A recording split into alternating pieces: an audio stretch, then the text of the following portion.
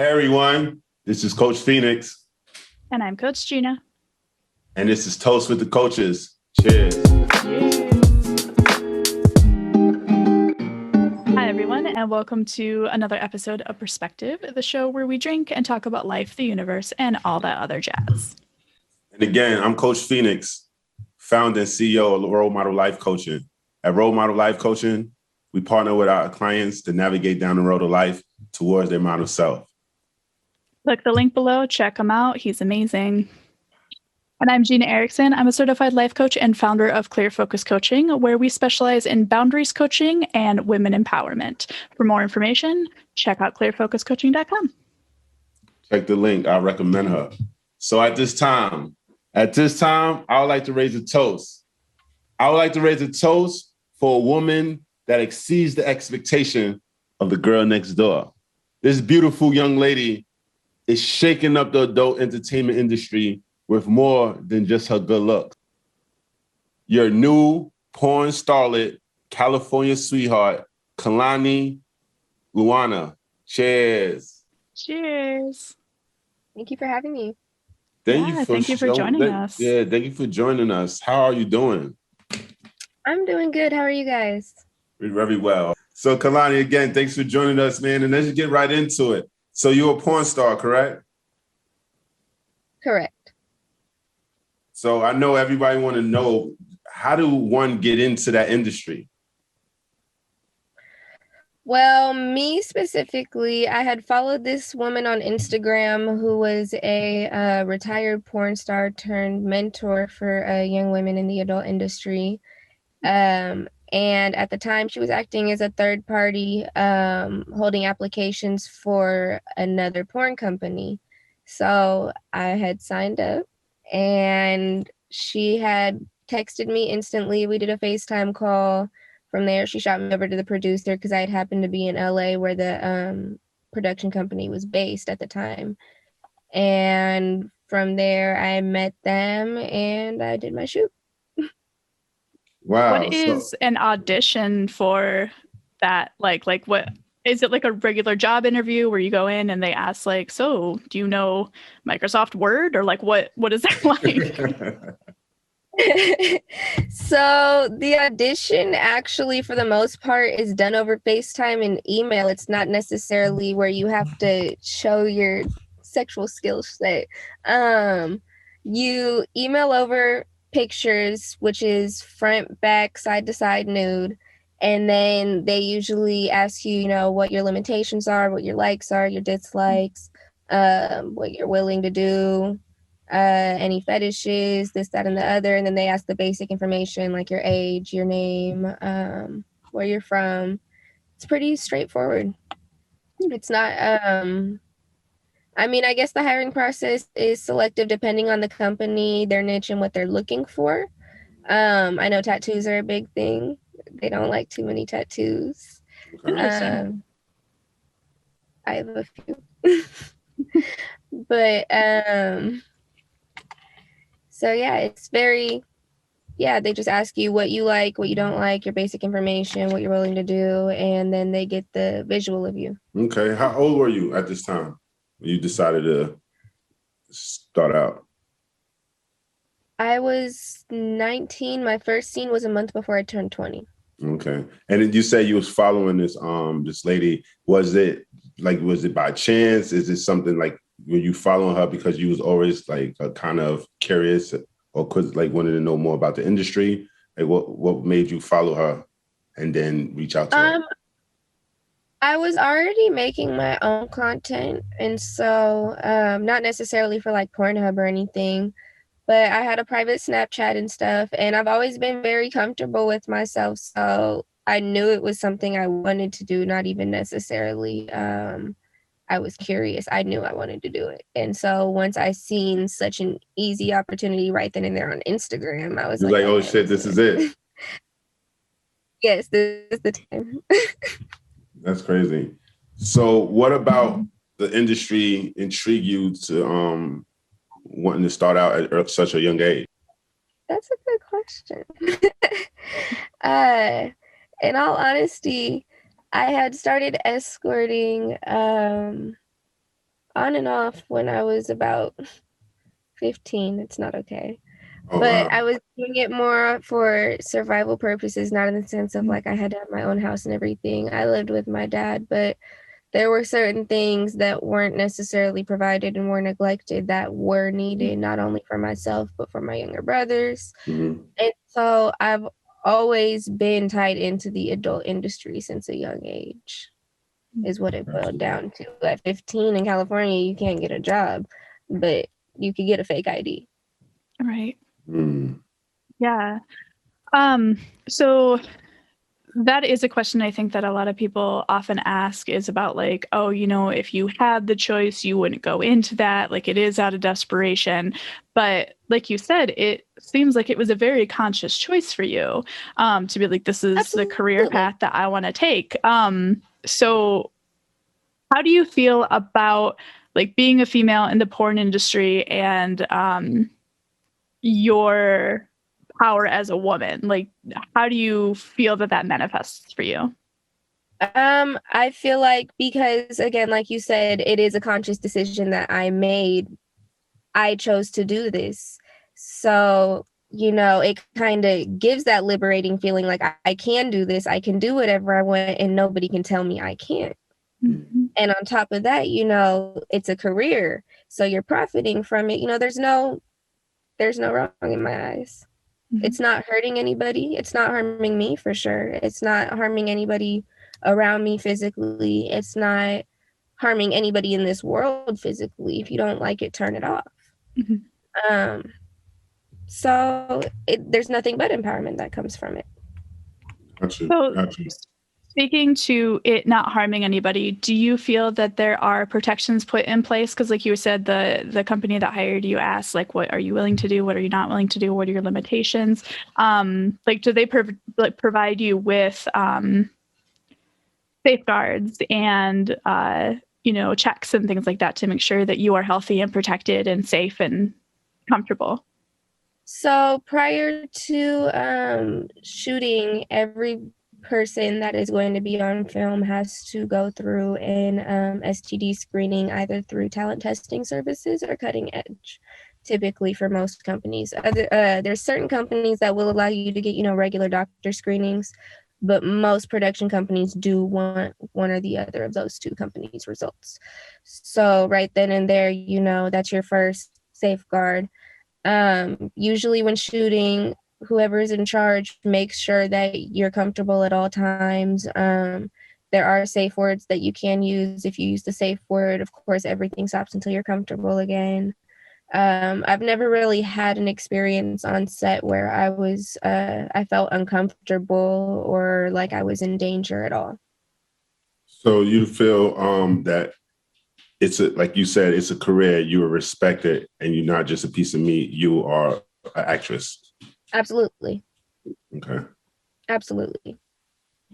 I know this is a question that a lot of people want to know. Maybe it's just maybe me, but how does that manifest into like your personal life, like being an adult in the adult industry and being a porn star? How does that manifest into you having a boyfriend, or are you just like tired of sex? Is sex still important to you? Like, can you go over that from a personal standpoint? Sex is still a thing for me. I can say that I don't get off every time I have sex as far as work wise, but in my personal life, absolutely. Oh, okay. So So it's like an off and on switch. Yes, exactly. Exactly. But I can say that I do have to have an actual connection with somebody in order to fully enjoy it myself. Mm-hmm. Okay. Okay. Yeah, like Phoenix said, like you're an actress, like a performer. I would imagine that it's very similar to like, Scarlett Johansson falling in love with someone on set versus like being married to her husband. Like it's just it's an act. It's a different performance. Exactly. So have you ever been in a situation where you was on set and you fell in love with your co-star? No. I was about to say, are you saying like because of the sex? No, I mean just because of the sex, because of that, because it's still an intimate act, right? So because of like the openness and the vulnerability, have you ever just found yourself connected in that way more than just from a sexual standpoint? No, because I have a very special talent where I'm able to disconnect when I have sex. Do you think that derived from being sexually active at such a young age and being in like that industry sort of at the age of 15? Do you think that plays a part of it? It was already in effect by that point. It comes from being sexually active at such a young age period, but more so sexual assault being sexualized since I was a very, very young child. Wow. Yeah. Sorry. So oh no, it's okay. Well, it's not okay, but I've healed from it. You're okay. I've literally turned it into my power. So with that being said, from a very young age, even before I lost my virginity, I was able to detach myself. Yeah, so you took that skill and like kind of carried it through into your career. Exactly. And not in the sense where like I do it in the sense of I'm having PTSD, so I have to turn off. But no, it's just if I want to turn off, I turn off. What age did you experience the sexual assault? The very first time I was ever molested, I was 3 years old. And it was by my mother's own sister. Oh, wow. A female. Yes. Wow. And there have been about 6 or 7 occasions of not necessarily rape, but sexual assault when I was a child. And then I've been raped 3 times. So with that being said, you do learn to build a light switch. Mm-hmm. Yeah, like Phoenix said, though, even though you've healed from that, I'm sorry for those experiences because I'm also a survivor myself, and it just sucks. Like it just should not happen. It shouldn't. I don't know why it happens. I never will. I actually am a triple major, one major being psychology, and that's one of the things I'm trying to figure out in life. When I get an answer. So you're a college student. You're in school right now. I'm not in school right now. My degrees are on hold, but I am about halfway through receiving my bachelor's. Okay, awesome. That is amazing. It is amazing. I think that's a lesser known thing too about people in the industry, like either like strippers or like you said, escorts or porn stars, that the majority of them do pursue higher education. Like they're not, like you say, desperate or undereducated or what have you. Some maybe, but the ones that I've met have not been. Like it's like you said, just like a career. People don't realize is it's not necessarily, we don't see it as our career in a sense of this is what I want to do until I retire. We see it as our career for now because majority of people in the sex industry have this issue in the head. We're serial entrepreneurs. So this is an investment tool to get to where we want to be so we can actually hit that retirement at a young age after having already left the porn industry years ago. So where's that? Where's that? Where you want to be? My next pursuit is starting my real estate courses. I'm debating on which state I want to practice in, though, is my thing, because every state has its own set of requirements. But I do want to do real estate. I want to own a few business establishments.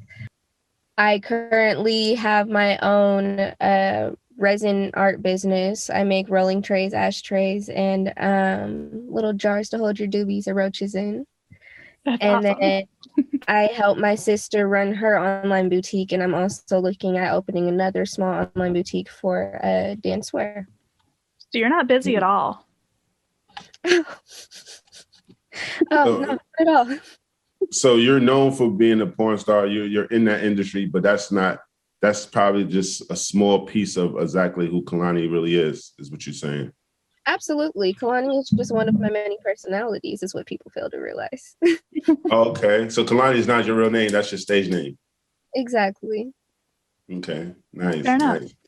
So I don't know if you can answer this question, but I'm just curious. You were saying that it's kind of an investment in your future and being able to retire and everything. Can I ask, like, what does your salary equivalent shake out to? I want to know that, because that's a great question, Gina. I was wondering the same thing. If I could answer that, I probably still couldn't. But in all honesty, I can't even tell you myself. That's the thing about this. It's not a conventional career. So it's not where we have a set schedule and a set wage. It's some days it's good, some days it's like, you know? So you never make the same amount in a day. What makes for a good day? Year? Yeah, I was gonna say, what's a good year? What's a good day, good year, good month, a good shoot? A good shoot. I like that one. A good shoot. I can't tell you my good days. A good shoot would be about 1,000, 1,500 a scene. That's typically what I make per shoot. And and that's doing how much work?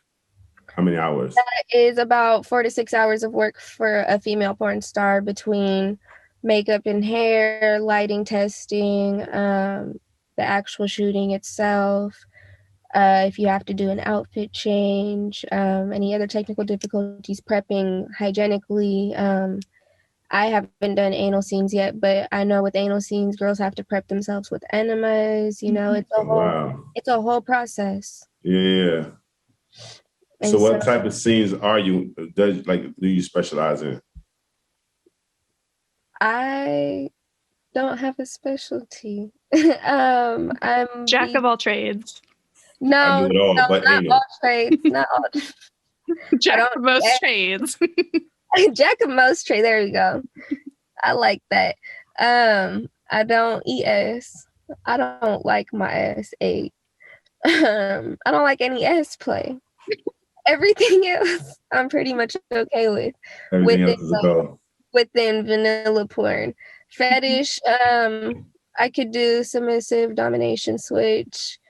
I can't do fecal play or piss play. I'm not doing that. Yeah. I don't blame you for that one. I've had offers for piss play, but I can't do that.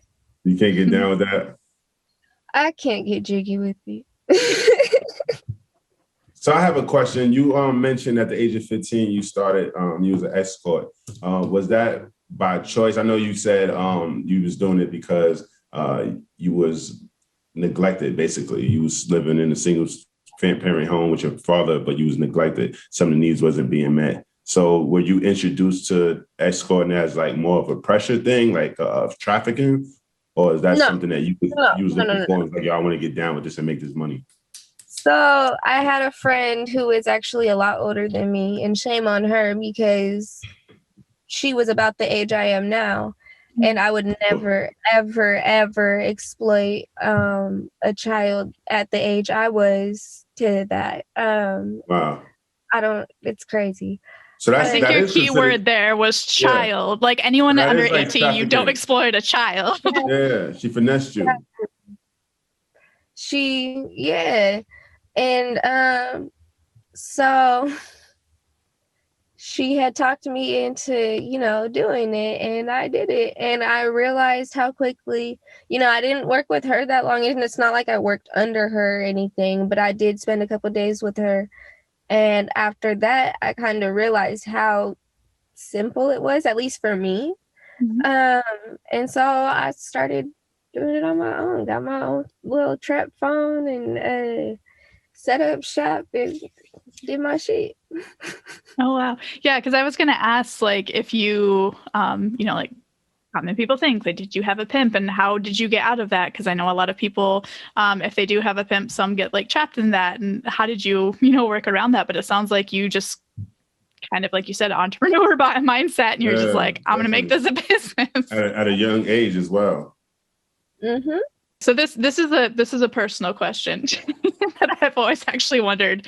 When it comes to being a female porn star, like, how do you keep from getting pregnant? Because like they don't typically use contraception, like at least condoms in porn or ones that you can see. So like, how does that work? Birth control and Plan B on set. But me personally, that's another thing that I don't do typically is cream pies.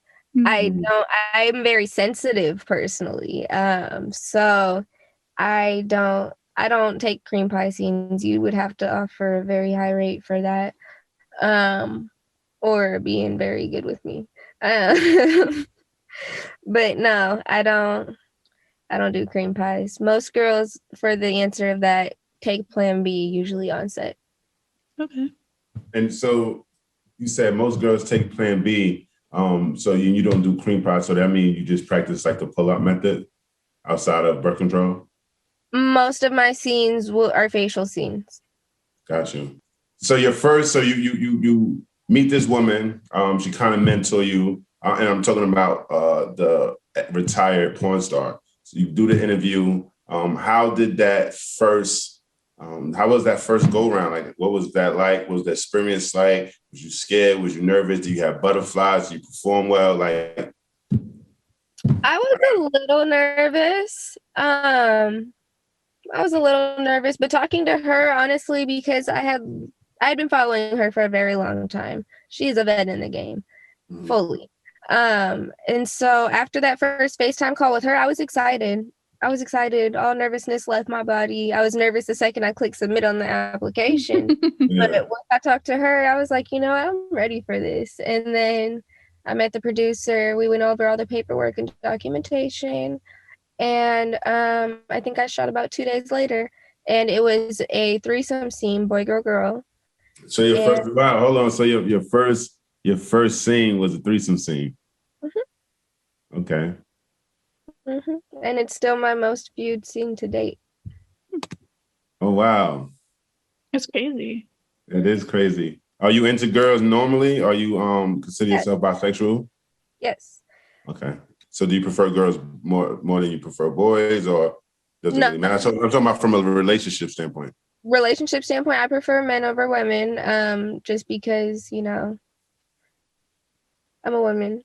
I need to be provided for. And so we can't both be like, okay, well, who's gonna do it? So I like men better relationship wise. But sexually I like them both for their own reasons. Mm-hmm. I actually don't like receiving oral from men. I only like receiving oral from women.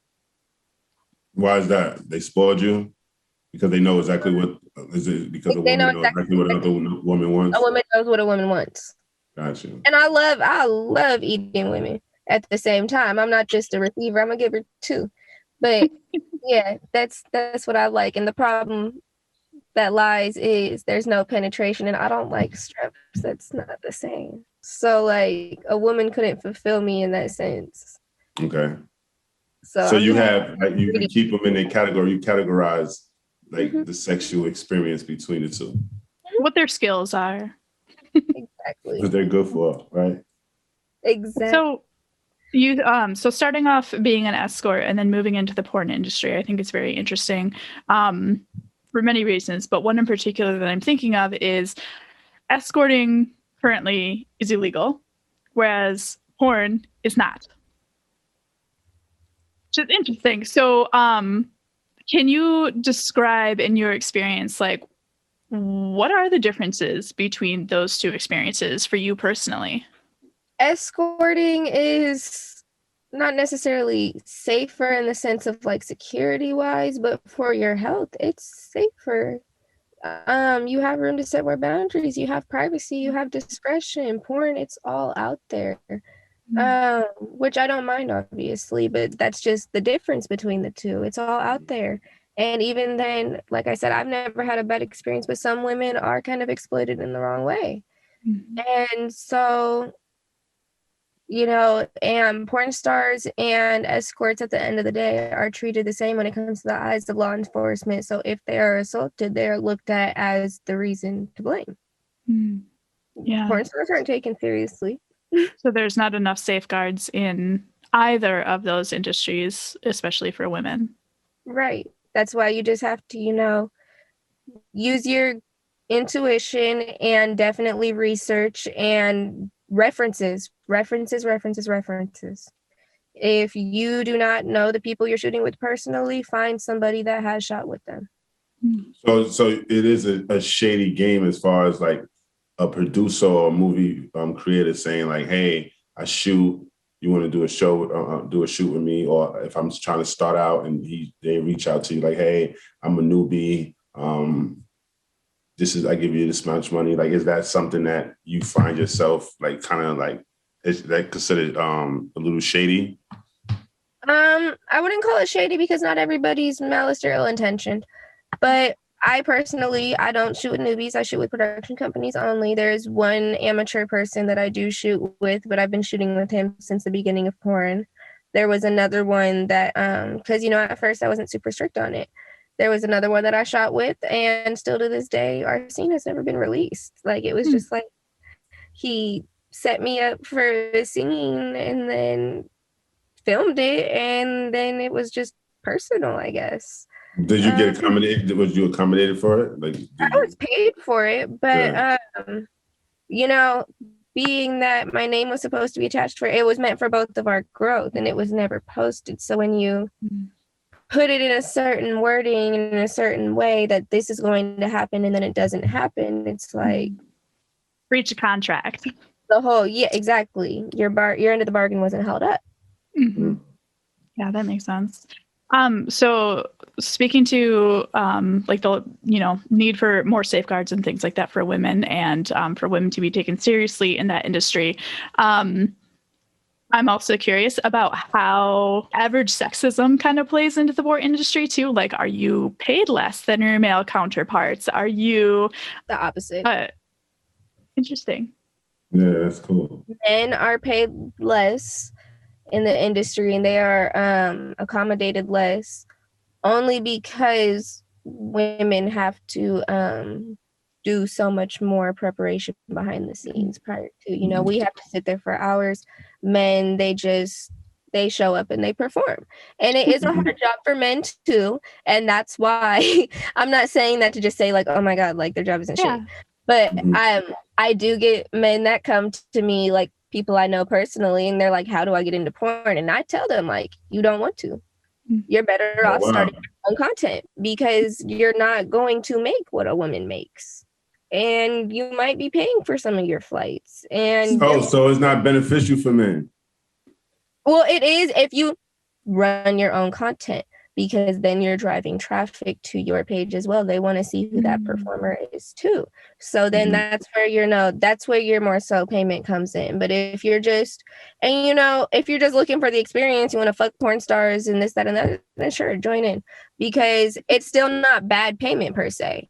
It's not bad payment at all. It's just not the equivalent of what women make. You get accommodated more. Like flights are typically paid for in a sense, or at least half compensated. Hotels are usually paid for if you have to get a hotel room, or there's a model house for you to stay in. It's just more accommodating for women. So what would you? So I have a question. This is me playing devil's advocate, right? So if we go back in the time where you were a younger Kalani and those experiences didn't happen to you, do you think you will still be an escort and then go into the porn industry? Or do you think that no matter what, this is your calling, this is your passion? Or do you think the experiences triggered your career path? It was my experiences, but it was also my environment that took play. So then we would have to say, if you grew up with a different family and, around different people, there's a lot of factors that came into play with it. Mm-hmm. So I think there is still a high chance, not necessarily as high of a chance as it is now, being that I'm in it, but there is still, a pretty high chance that I would have still went down this path. Gotcha. Okay. Thank you for answering. Yeah, and I love the answer too, where you said that it's just much more complicated and multifaceted, because if it was straightforward, then it's like, well, then every abused person would be a porn star, or, like every porn star would have been abused. And that's not true either. And it's not only that, it boils down to what you choose to do with your life, because there are other women in this world with a very similar background and story as me that still live straight and narrow lives. It's what you choose to do with your experiences at the end of the day. You can't, categorize people, when every individual has their own unique thought process.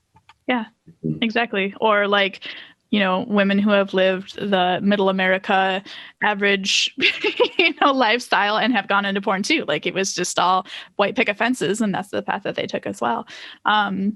Yeah, that's really, really interesting. And I love that you put it that way. Same here. Same here. If you had to explain the process of becoming a porn star and you have a young Kalani that's looking up to you now saying, hey, how do I get into the industry and if it's worth it? What is exactly what you say to her? I would tell her that make sure it is absolutely what you want to do. Not in the sense that I regret anything, but I know that regrets do carry on along the way. Look at your options. Be sure that this is what you really want to do. And once you do make that decision, be smart about it. Again, research, always ask for references, because there is a site kind of similar to Model Mayhem, but for the porn industry, that most people do find their work on, especially amateurs. And, just make sure, hey, can I see your website? Can I see your work? They don't have work to show you. Okay, where's your references? They don't have any of that. Be very cautious and be very to the point of, I don't think I want to work with them. You have to be very careful because they're, again, it's not every company at all, and it's not every person at all, but there are people out there with malice and ill intention, and there are traffickers lurking around everywhere. Even in the porn industry, there are people posing as agencies and companies and doing the complete opposite, pimping these girls out. So you have to be careful. Again, it's not about what you know and who you know, just like everything else in life. So try to find somebody else that's in the industry to guide you along the way that you trust. That would be my number one key of advice. Find a mentor. Exactly. So for the young women that's looking at this show right now, or older women that say, I want to switch my career, are you in the business right now of mentoring? I mean, I could mentor. I could definitely mentor. And I do have the resources around me to where I could lead women down the correct path in the industry. So click that link if you're interested. You heard? Holla at her. Shoot her a DM. You're going to get so many DMs of people being like, how do I do this correctly? I got you. Is there any way in which you feel that your career causes your day-to-day life to differ from your friends? Like, is there any other experiences that you're like, man, I can't do that because of my career, or relationships, friends, family, going out, do people notice you, like that kind of thing? Oh, yeah, I wanted to know that as well. Going out, do people notice you? Like, have you ever experienced that before? Going out, people do notice me occasionally, but nobody has had the balls to come up to me yet. You don't have to admit where they know you from. That day, like, oh my God, I think I saw you here. And I'm like, you should have said hi. But no, boundaries are definitely in effect. I think it also has to do with the fact that people have gotten this slight image from me that I am a bit uptight in person, in real life. And that is simply because I am very protective over my family and the people around me. I chose to do this. They did not choose to be a part of this, so do not make them a part of this. Is all that I ask. And if, you decide to go against that request, then yes, you're going to see the devil. But other than that, respect my boundaries, and I'm fine. I'm fine. I'm a sweetheart at the end of the day. Just don't overstep my boundaries, because I'm very big on those. Speaking of family and friends, how did your family and friends take the news that you becoming a porn star and you are a porn star? Like, what's the reaction of the people that's close to you? My friends laugh it off. They act like nothing's, like I'm still the same person to them that I was before. We don't even really talk about it like that. My family, we definitely don't talk about it. I I did let my brothers know. I was the first person to let my brothers know because, you know, I have an 18-year-old brother, a 15-year-old brother, soon to be 16, a soon to be 15, a 5-year-old, and a 1-year-old. So they're all boys. Mm-hmm. I don't want somebody at school coming up to them and saying something funny about their sister and them being like, what? And now it turns into a bigger altercation. And just like I'm protective over my family, my brothers come from the same blood. So I don't want it to turn into a bigger problem. I was the first person to let my younger brothers know because I would rather them laugh it off just like my friends do and, you know, turn it to their advantage. You know, well, yeah, your dad's probably watching her porn. You know how to flip it. They flick shit back. And so my brothers are fine with it. They're cool with it, honestly. They're not super like, oh my God, my sister does this. They just act like it's not there. The rest of my family acts like it's not there. I've never had confrontation in my family about what I do to this day. And they all know. Were you nervous or scared to like let everyone know, or that's not in your personality? You just like, No, it's just, it's not one of those things you just like, hey, Dad, I do porn. They had my first porn scene yesterday. So like, it wasn't something to bring up, but I'm not nervous. I'm not scared because at the end of the day, it's what I chose to do with my life. Again, I don't regret anything. And it's how I feed myself. It's how I'm on this laptop right now on this Zoom. You know, my phone bill gets paid. Everything in my life gets paid for by my job, just like, you know, my father's job, who is an unconventional worker as well himself. So everybody understands at the end of the day. They don't like it, but they understand and they know it's not a conversation to be had because I'm very direct. And if you ask, I will answer, and I will answer honestly. And I don't think they're ready to hear those answers, is what it is. So kind of the respect of boundaries is just not having that conversation because they know that it's your choice and they're letting you have that choice and they know that it's not their place to speak out against that. Exactly. So what about like relationships? Did you ever find, like, is it hard to find love? Do men take you serious or do they have a hard time? Everybody probably like, you know what? I would love to have a porn star as a girlfriend, but then once things get serious and the honeymoon phase is over, do they find it difficult to like maintain that relationship? Like, what is that experience like for you? I did have a previous relationship while I was already active in porn. And, you know, it does take a toll on it. And I didn't realize that. We were together for almost 2 years and I didn't realize it until towards the end of our relationship. Wow. And, you know, in the beginning, because he walked into it knowing what I did. And he said he had no problem with it. How did y'all meet initially? We actually had dated when I was in high school. It was a flame rekindled. Okay. And like, did he know, and you say he knew prior to y'all rekindling your relationship? Okay. So he was okay with it and then he wasn't. And it showed in subtle ways. You know, he started sneaking around and doing things. And I'm not the type to play outside of work. My work is my work, like I said, on and off switch. So if you're going to do that, at least tell me, don't be sneaky. And if I ask, answer honestly. And he would just because it could jeopardize your career as well, because like you say, you get tested all the time. So he's not being safe and not protecting himself. It could jeopardize your livelihood. Exactly. And so he would flare up and flip it on me and be like, you're the one that's fucking for money and blah, blah, blah, blah, blah. And I never got insecure about it was the crazy part about it because I don't regret what I do and I know myself. And my response would always be, that money is what just fed you dinner. Grateful. Thank those men. You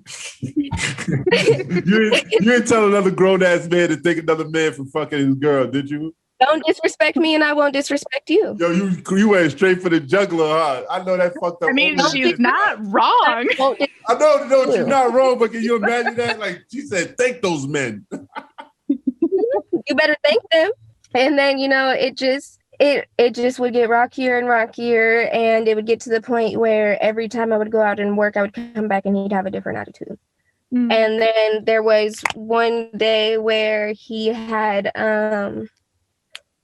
went into my phone while I was sleeping.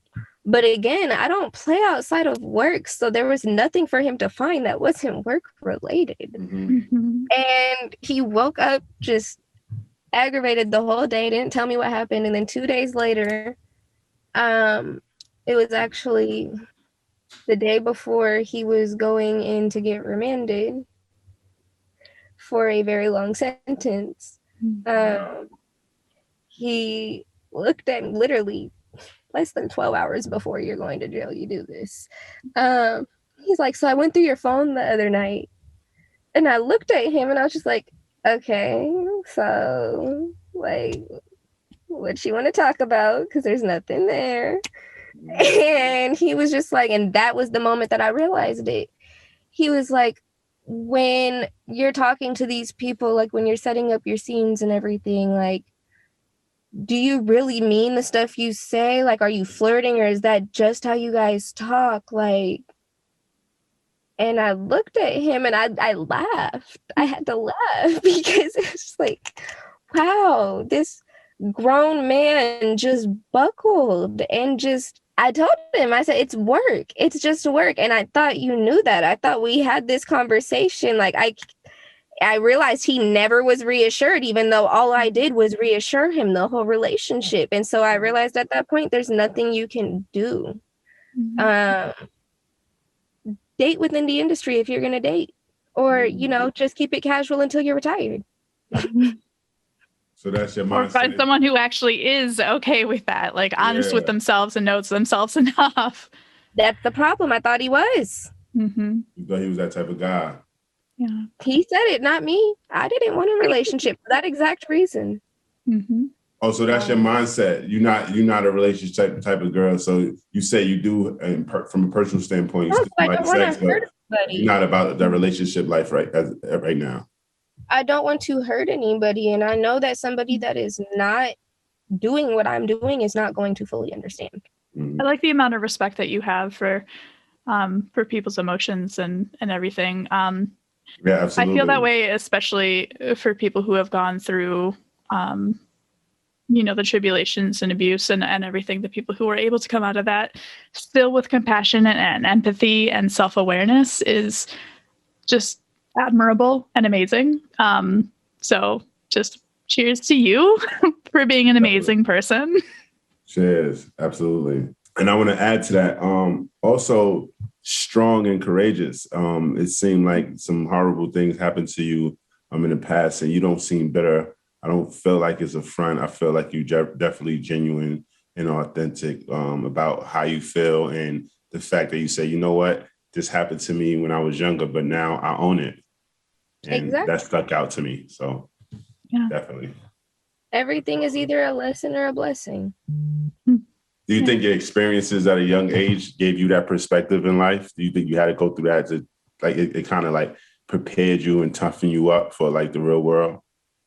Well, that, and again, I've always been very empathetic. So not only would I've gone through, some of my family's traumas, my parents' traumas, some of the people I've met along the way and become close to. I was in a group home from the time I was, I think, mid 15 to 16. And I had some of the girls in there, their stories were worse than mine. I had nothing to complain about, it seemed like. Yeah. And so I've realized that you can't let another person's actions affect the way you treat the rest of the world or the way you view the world even. You are in complete control of your mind, and you may have a bad day, but is it a bad life? Yeah. I've brought this up in previous episodes before when we've talked about abuse, because somebody said it to me once and it really stuck, which was, you are not who you are because of what has happened to you. You are who you are despite what has happened to you. Exactly. Absolutely. Like, you have risen above those things. And honestly, even if, people who have been abused, who do hold on to that anger, who do continue in that, like, whatever emotion you feel after having gone through things, 100% valid. Like, whatever it is, and however you decide to take that emotion and to take your life back, whether that's through anger or positivity or empathy or what have you, whatever that method is for you is the correct method. And I love that you have found your path and that you have continued towards that, to just be who you are and to continue to show that love in the world. Right. Thank you. Absolutely. And you know what else I love? I love the fact that, so again, you do what you do as a career. So if people look you up right now, they see you in one aspect, right? However, having this conversation with you, if you didn't tell me what you do, I would have never thought that, based on the way you're talking, the way you're describing like your mindset. Like, I'm really, really impressed with you, especially at a very young age. So kudos to you. Thank you. I appreciate that. Again, it comes with experience and knowledge.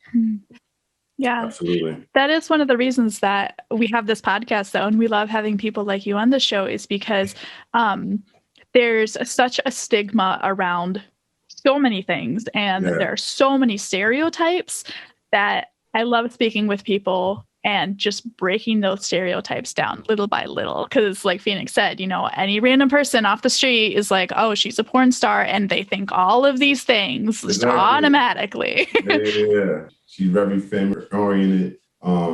She's about her business. She has several business ventures. Speaking of business ventures, say you walk into a meeting to find an investor, are you ever afraid that person would look at you for what you do for your your day job and not respect you in that other venture that you're trying to capitalize on? Absolutely not, because that's not what we're here to talk about, and my resume speaks for itself. Boom. I have drop the motherfucking bike, right? Pow. Right here. I have experience in the medical field. Gosh, what do you not do? I know, right? You do everything. I have a jack of all trades. Office industry. I've been an office manager at 18. I did eyelash extensions for a minute. I've done retail, fast food. I've worked in almost every career field you could think of. So again, I didn't just jump straight to the sex industry, even though I started at a young age. I still gave working a chance. And, I still worked in conjunction with doing what I do at a certain point. Exactly. And you mentioned that being the entrepreneur that you are, like you said, this is just a stepping stone to the greatness that you're going to do in the future. Exactly. So speaking of the greatness that you're going to do in the future, we are coming to the end of our episode. So one of our favorite questions that we love to ask our guests is, what is next on the horizon for you? Where are you going? What are you doing? Well, I have a lot of content planned for this year. I will be booked and busy with photo shoots and scenes. I will be broadening my horizons as far as the content that I shoot. Anal will be coming. DPs will be coming. So this year is definitely planning on being my biggest year yet, and will be my biggest year yet. Awesome. Amazing. Amazing. So you're definitely a person to keep an eye on. Yes. For more ways than one. Yeah. So cheesy, Phoenix. Yo, but Kalani, before you go, right? This is our favorite part of this is my favorite part of the show. I know you hate that, Gina. My favorite part of the show is this, Kalani. We have something that we call our Thing of the Week. Our Thing of the Week is where we provide our audience with something that inspires us, whether it be a quote, a movie, a scripture, anything that we can give them so they can hold on to until they see us next week. So without further ado, this is my Thing of the Week. My Thing of the Week is this. Remember, You're not everyone's cup of tea. Stay true to yourself so you can be your real self. The only thing a person needs to do in life is tussle with everything that life gives you, because that's just the reality, right? We have to go through the good and the bads of life. Play harder than you work. Make love to the present moments and be grateful for the gifts and strengths that you possess and that you have in your life. Role model mindset, Coach Phoenix, Coach Gina. It's so funny because we've mentioned before that we do not coordinate our things of the week. We just come up with them separately, but they always, for some reason, seem to coincide. So my thing of the week is, again, short and sweet. It's a quote by Anonymous that goes, "Sometimes you will be too much for some people. Those aren't your people." I'm not gonna explain that one. I'm just gonna let that one simmer. The way It's kind of correlate with my thing of the week, man. I love it. That's deep. That's deep. Yeah. So Kalani, do you have anything to leave the viewers and the audience? You have a thing of the week that you would like to drop on the audience real quick? Something that inspired you this week? Another quote. It inspires me every day. I have it tattooed on my body. Wasted time cannot be recycled. Wow. Love that. I love that as well. And with that, we love you. Toast with the coaches, Coach Gina, Coach Phoenix, Kalani, we appreciate you. Thank you. Tell a friend to tell a friend. Subscribe. Check her videos out. Cheers, and we out.